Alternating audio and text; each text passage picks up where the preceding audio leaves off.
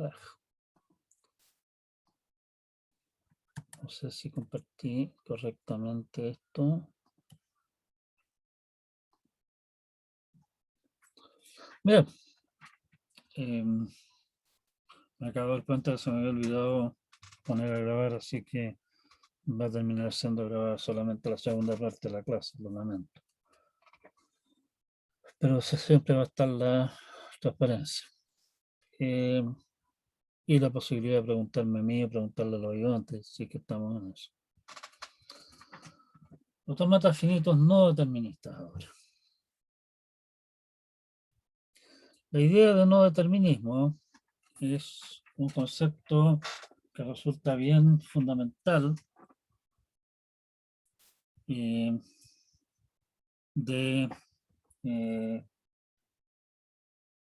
que de alguna manera es uno de los hilos conductores a través de todo este ramo.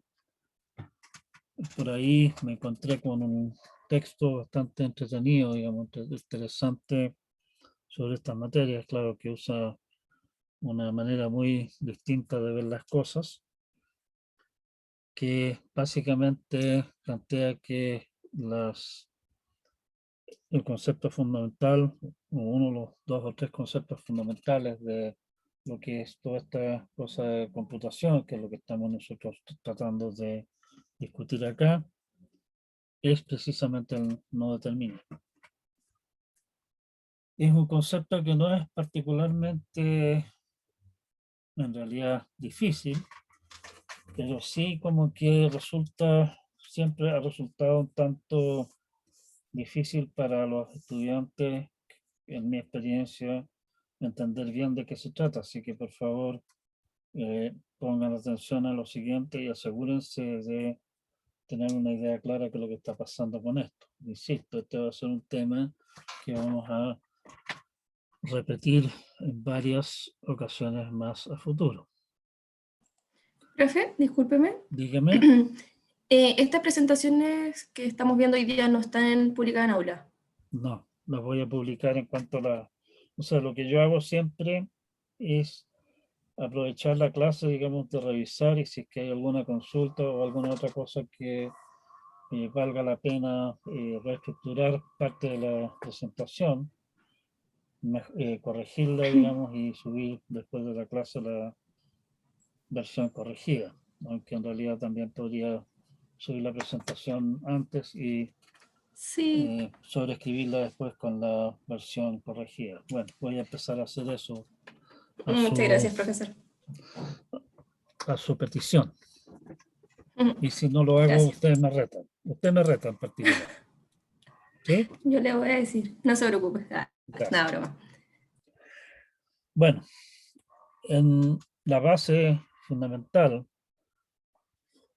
para nuestro uso de no determinismo significa que nuestro sistema, nuestro autómata, nuestro programa, sea lo que sea, no siempre tiene completamente definido el camino a seguir.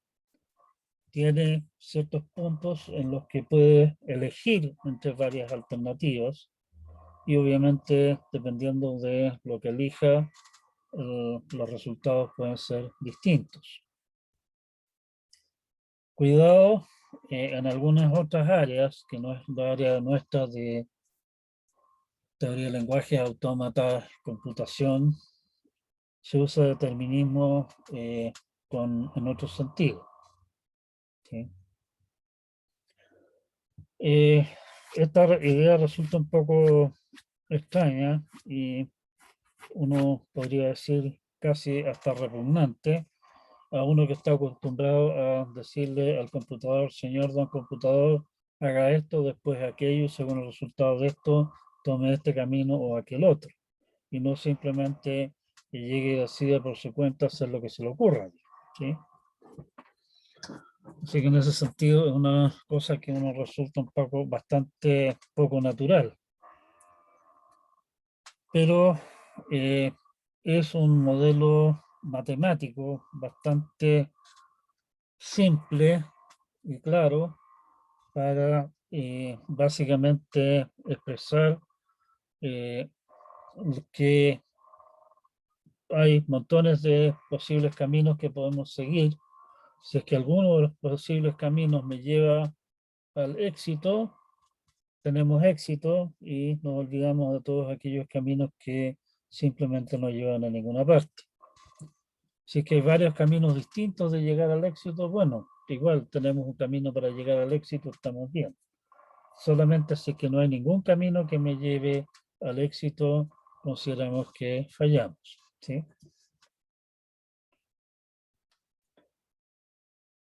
En la computación tradicional, llamémoslo así, eh, determinista, secuencial, no determinismo es definitivamente, como decía, una idea casi repugnante. Pero si ustedes piensan en un sistema paralelo, que en realidad es cada día más como están funcionando los programas, dado que ya no tenemos un único procesador en nuestro computador. Por ejemplo, este cacharrito de acá tiene 8 núcleos.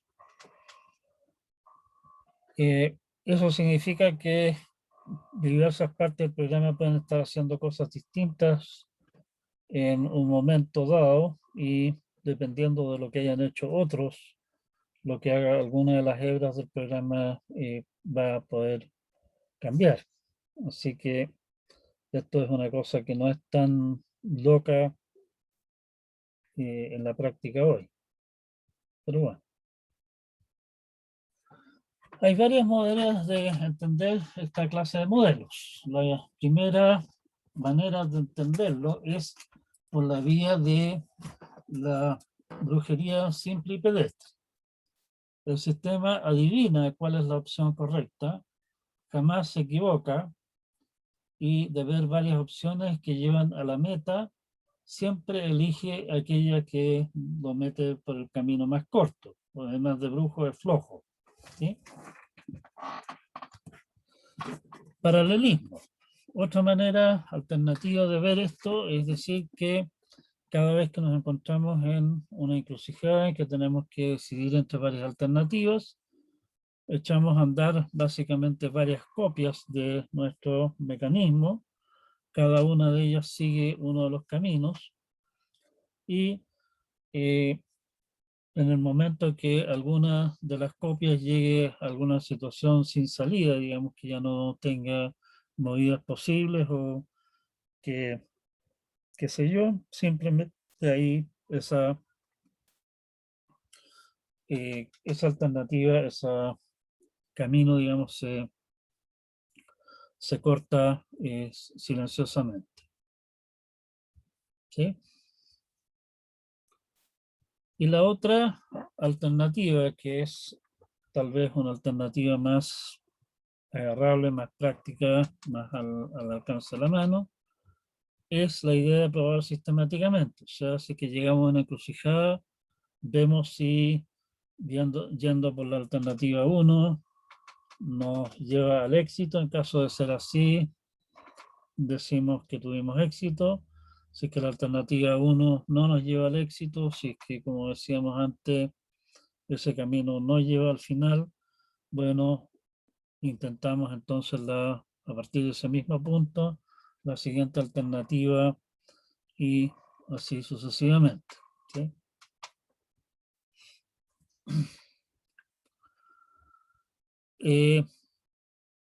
En general, nuestra manera de discutir este tipo de cosas en forma informal, vamos a utilizar más bien el modelo de la brujería. O sea, mire, acá lo que hacemos es seguir este camino porque obviamente este es el camino que nos lleva al éxito. Nosotros somos brujos. Estamos en condiciones de ver más allá de lo que nuestro autómata propiamente tal ve. Y desde el punto de vista de llevar esto realmente a la práctica en términos de un programa, no nos queda otra realmente que probar sistemáticamente las posibilidades. La idea del paralelismo de mantener una montonera de copias del sistema funcionando en paralelo, digámoslo así. Rápidamente nos mete en problemas porque muy rápidamente tenemos demasiadas alternativas que mantener, tener presentes, y eso nos echa a perder el negocio. No tenemos suficientes procesadores. Y otra manera todavía, que en realidad es a a lo que estamos apuntando con esto, y eso es lo que lo hace ¿cómo se llama?, tan atractivo, es, mire, usted vea cómo lo hace. Estamos diciendo, lo que estamos pidiendo es, vea si es que hay algún camino que lleva de esta situación inicial a esta otra situación final por estos puntos intermedios. Si es que hay, diga que existe. Si es que no, diga que no existe. ¿Cómo lo hace? Ese es su problema. Yo simplemente le estoy planteando el problema. ¿Sí?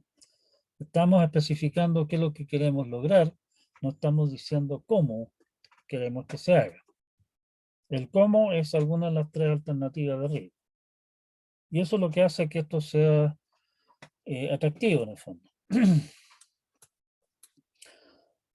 Ustedes han visto, hicieron lenguaje de programación, entiendo, o por lo menos algunos de ustedes lo han hecho, el ramo ese.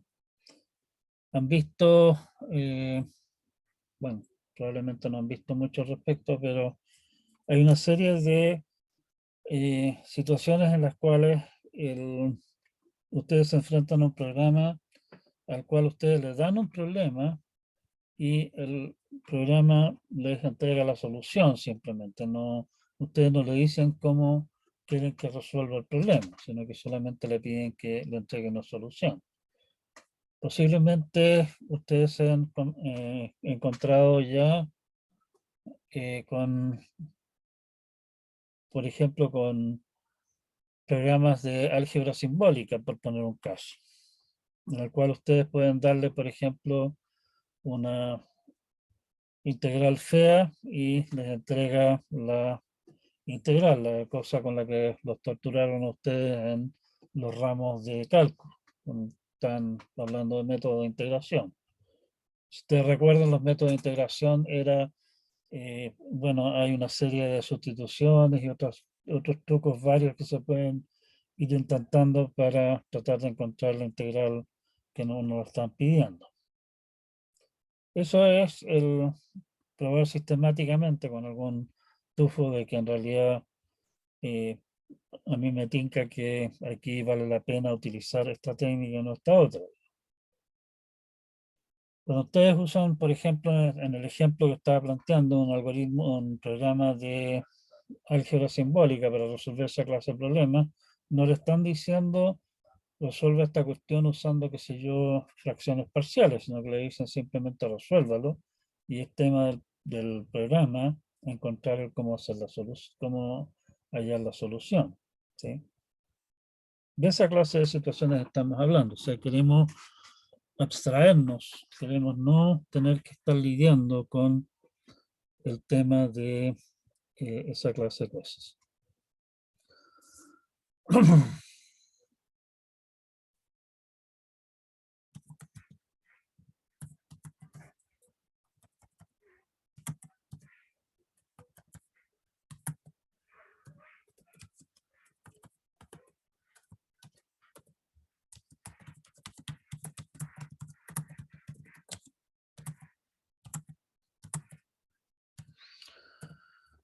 Me preguntan si es que hay un área del curso en mi otro ramo, entre paréntesis, preguntaron lo mismo y me dieron un Discord que es común para informática, que tiene secciones para todos los ramos. En realidad no se me ocurrió anotármelo, pero ese sería el punto de partida para cachurear. En todo caso, ayer agregué los ayudantes como ayudantes del ramo al aula, cosa que antes no podía hacer, o esta vez sí me permitió hacerlo. y quedé con ellos de conversar con ellos, juntarme con todos los ayudantes mañana y coordinar lo que es el funcionamiento del ramo, en particular esa clase de cosas. Supongo que los ayudantes están, o sea, los ayudantes ya están en posición de publicar esa clase de cosas el, en el área del aula para el ramo, así que ahí estaremos. ¿Sí?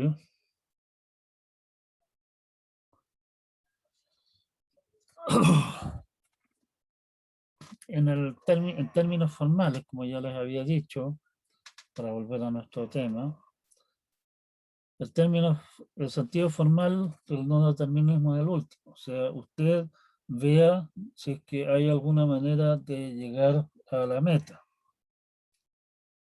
No me importa cómo lo haga, tiene que seguir las reglas, eso sí, pero usted decida, usted dígame si es que se puede o no llegar a la meta. Las otras alternativas que habían planteado, o sea, la idea de la brujería, la idea del paralelismo, la idea de probar sistemáticamente, son más intuitivas y resultan útiles en discusión informal, y particularmente la idea de probar sistemáticamente todas las opciones es útil a la hora de llevar esta clase de cosas a un programa. Claro que el programa resultante seguramente va a ser un programa bastante torpe, en el sentido de que no ve, digamos, cuál es el camino más prometedor. No está de ninguna manera fijándose en eso. Pero funciona. ¿Sí?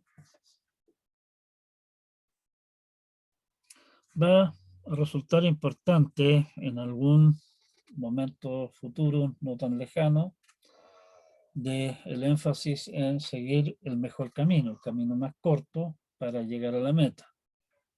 Pero al momento lo único que nos interesa es si existe o no un camino que lleve a la meta.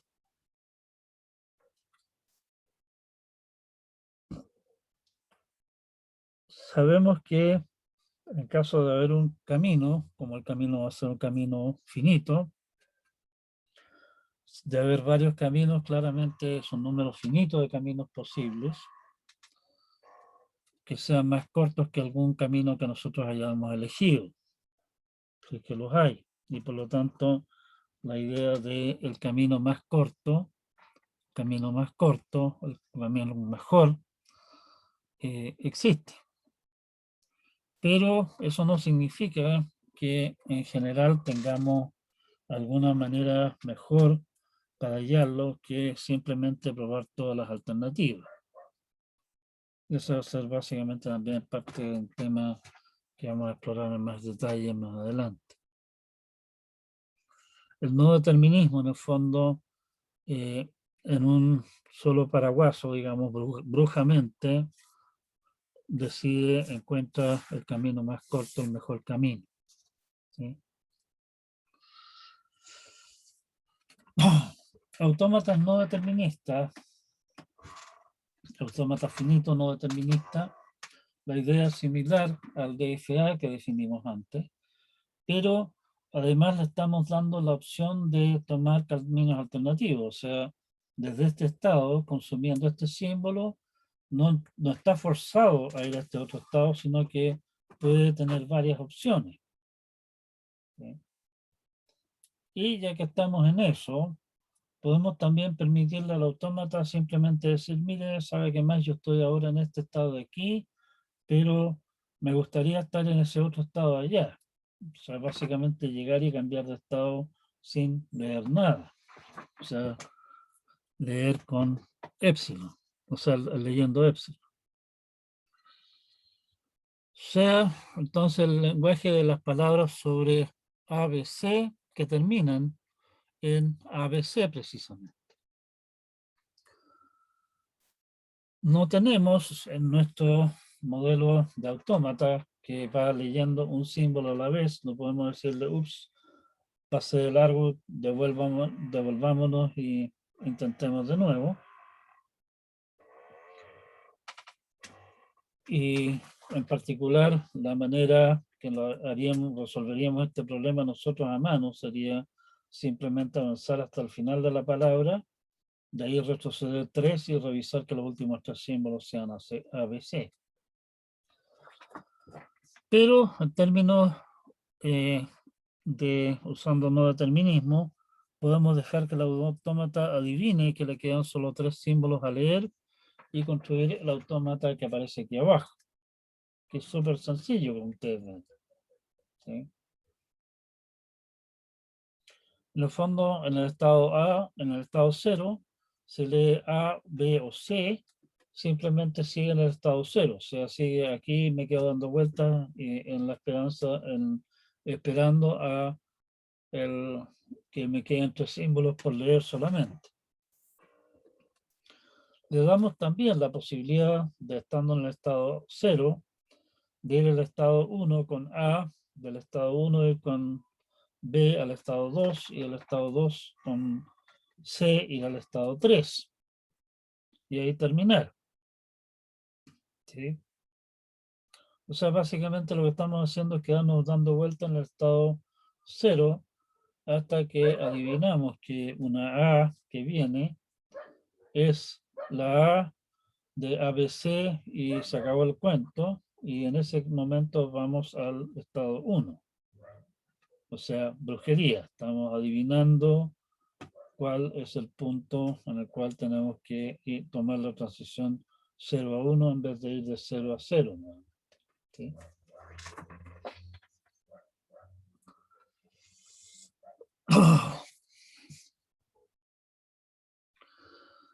Bueno, interpretación de paralelismo en el fondo es que en el estado 0 con A, simultáneamente una copia del autómata sigue en el estado 0 y otra avanza al estado 1. ¿Sí?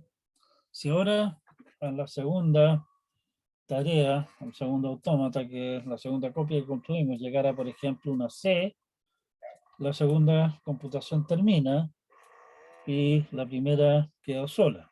Lo mismo si llegara una A. ¿Sí? Solo si llega una B, esa segunda tarea continúa. Y si resulta que después viene una C, y hemos visto ABC, y resulta que todavía vienen más símbolos, nuevamente el cuento muere ahí porque ya estaba en el estado final y de allí no tenía cómo seguir con el símbolo siguiente. ¿Sí?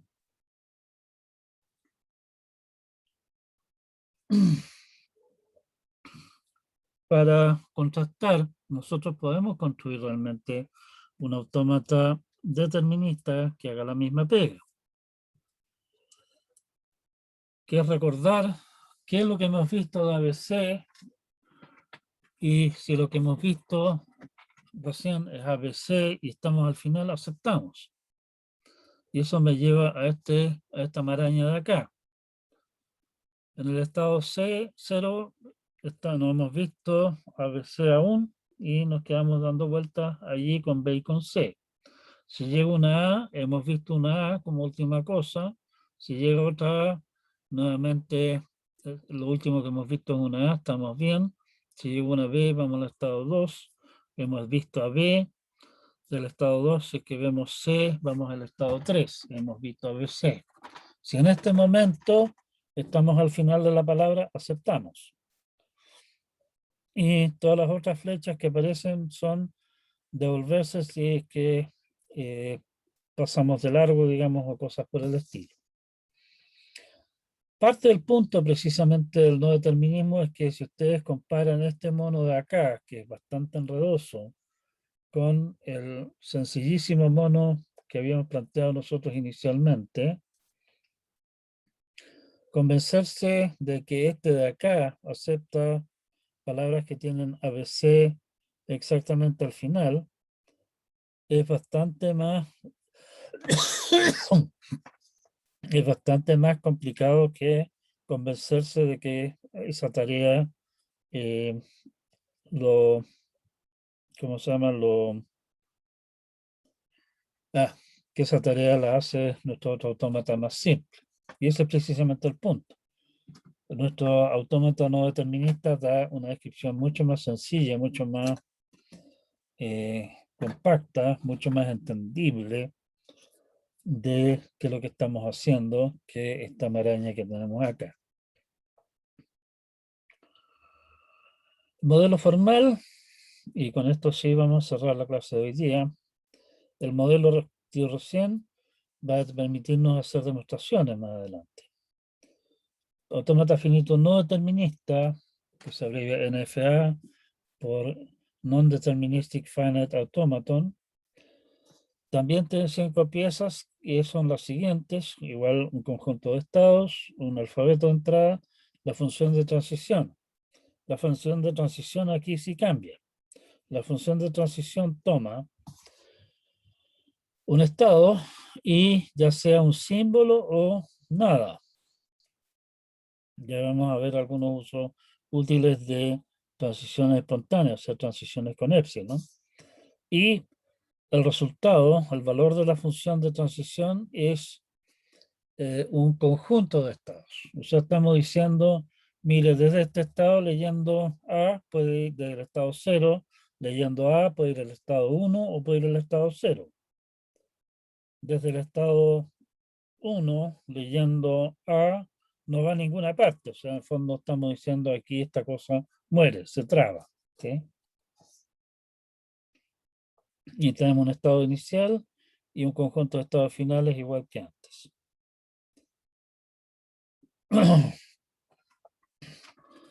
Las transiciones, tenemos transiciones espontáneas. El autómata puede cambiar de estado leyendo epsilon, vale decir no leer nada. O sea, cambia el estado sin un estímulo externo, sin leer nada. Por eso es que le llaman espontáneas. Ya se le ocurrió cambiar de estado. Y el resultado es un conjunto de estados. O sea, con el mismo símbolo de entrada, con la misma, leyendo lo mismo, que también puede ser epsilon, ya que estamos en eso, perfectamente puede ir a estados distintos.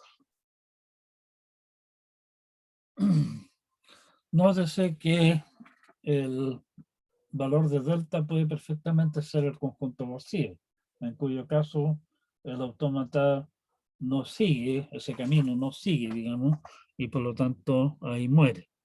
¿Sí? Descripción instantánea, bueno, exactamente igual que antes. Definimos la relación de transición y ahora la definición de la relación de transición, y aquí viene la razón de definir esta clase de cosas, precisamente está en que la relación de transición no está forzada a tener un solo resultado. O sea, estamos diciendo que leyendo X desde el estado Q, podríamos ir al estado P, y el P puede ser uno de varios. Las transiciones espontáneas quedan representadas simplemente porque llegó y cambió de estado sin leer nada. ¿Sí? Igual que en el caso anterior, pero considerando la posibilidad de que tengamos varias opciones para el resultado de hacia dónde vamos. El lenguaje aceptado, entonces, es si cambian DFA por NFA, la definición es exactamente la misma. La idea nuevamente es que partimos de la descripción instantánea que dice que el autómata está a punto de comenzar a leer la palabra alfa. En 0 o más pasos de la relación de transición del autómata, llegamos a la situación en la cual hemos leído la palabra completa y estamos en un estado Q sub F, y ese estado Q sub F es un estado final.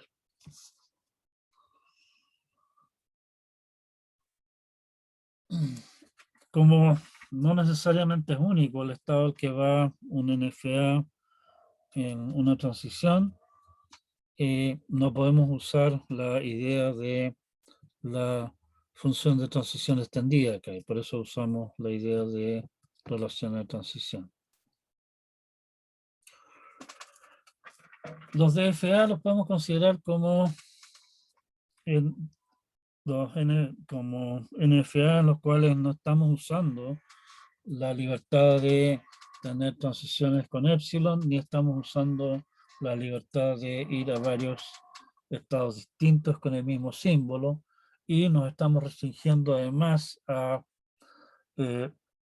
que siempre tiene que haber transiciones con todos los símbolos.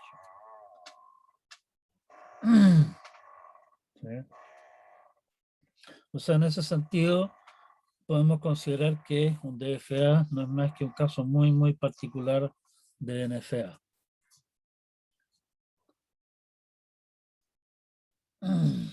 Bien. Resumen de lo hablado hoy, entonces, es que definimos qué es lo que va a significar para nosotros acá la idea de no determinismo, que, como les digo, es una manera de decir, esto es lo que quiero que usted haga, no le estoy diciendo cómo lo haga. Vaya del punto inicial a algún punto final, siguiendo las reglas, no me importa cómo, y dígame si es que hay alguna manera de hacerlo. Eso es todo lo que me interesa. ¿Sí? Definimos el modelo formal de autómata no determinista. Definimos el lenguaje que el NFA acepta. Vimos un ejemplo de NFA y un DFA que acepta el mismo lenguaje. Que vimos bastante más, una maraña bastante más enredosa.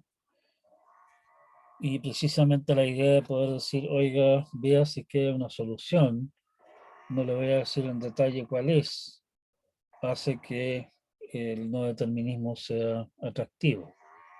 ¿Sí? Tenemos entonces ahora tres maneras distintas de describir lenguajes. Podemos escribir un lenguaje mediante expresiones regulares, podemos escribir un lenguaje mediante un autómata finito determinista, y podemos describir el lenguaje como aceptado por un autómata finito no determinista. La pregunta obvia, que es el tema que vamos a cubrir en el fondo de la próxima clase, es cuál es la relación entre esas tres maneras de definir lenguajes. Habrán lenguajes que se pueden describir mediante expresiones regulares, pero no hay NFAs para ello, etc. ¿Sí? Ese va a ser nuestro tema de discusión de la clase que viene, de la clase del día, la clase del martes, ¿no es así? La clase del martes.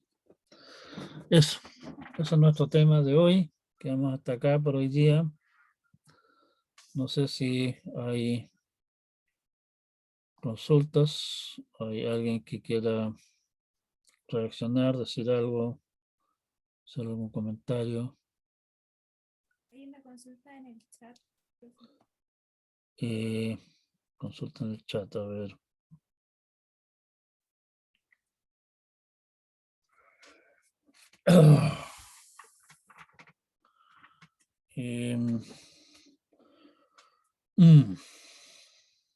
Joaquín García pregunta por qué el autómata puede seguir leyendo símbolos después de haber aceptado la palabra.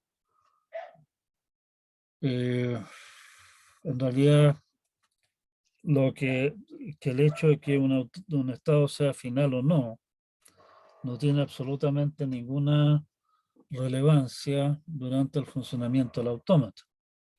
O sea, mientras el autómata va avanzando, si el estado en que está en un momento dado es un estado final o un estado que no es final, da exactamente lo mismo, simplemente un estado. La distinción entre estados finales y no finales recién se hace en el momento en que el autómata se detiene porque terminó de procesar la palabra completa. Estamos hablando del DFA. ¿Sí? Si es que el autómata llegó al final de la palabra, termina en alguna clase de estado, en algún estado, digamos. Y en ese momento vamos y preguntamos, ¿este estado en que el autómata terminó es un estado final? Si es que el estado es final, decimos que esa palabra completa se acepta. Si es que el estado en que termina el autómata después de leer la palabra completa es un estado que no es final, la palabra se rechaza.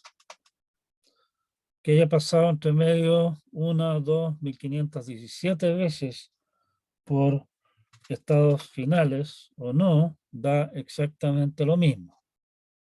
¿Sí? O sea, en ese sentido, no es que el autómata acepte y siga funcionando, sino que el autómata recién en el momento que terminó de leer todo, decide si acepta o no acepta. ¿Se entiende? Bien, gracias por su atención. Se viene un fin de semana, cuídense mucho, diviértanse lo que se pueda estando encerrado, pero bueno, eso. Nos vemos entonces el día martes. Como les dije, voy a conversar con los ayudantes. Yo habilité a los ayudantes en el aula, así que es posible que ellos hayan publicado ya alguna pista acerca de la ayudantía allí en el aula. Nos vemos. Chao, chao. Muchas gracias, Muchas profe. gracias. Chao, profe, que le vaya muy bien.